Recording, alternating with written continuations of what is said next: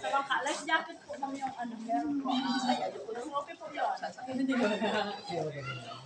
Sino gusto sa makay? Sakay ka, Angeli? Sakay ka ba? Gusto mo ba?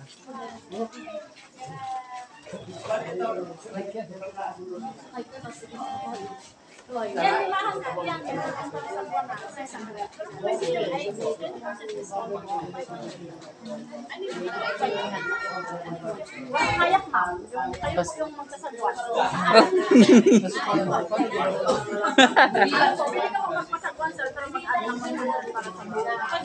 Opo. Ipat na kayo na sa booking. Bali, 30 minutes pa ang duration kasi naka 16.20.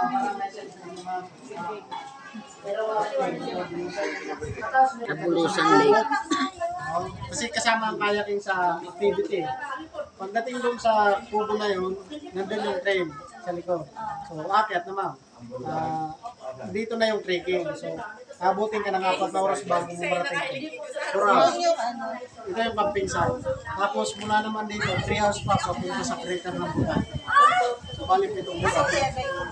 Nasa, ano siya, 7.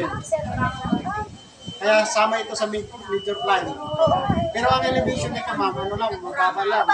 1,565 meters. Ano best time kasi pag Summer. Kasi pag ganito ma'am, palaging puno yan ng pag. So, useless. Wala kang makikita. Puro ano lang.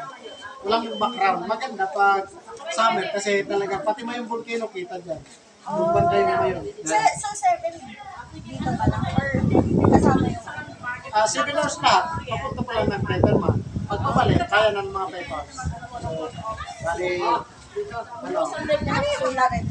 Ito yung Matapos na yung dalawa ni Paris. O sige. yung naabot yung mga Dito ka lang. pero yung may tubig. 1, 2, 3. Tapos tayo na lang. Tapos pupunta. Sa train mo na sulo. Malapit na sa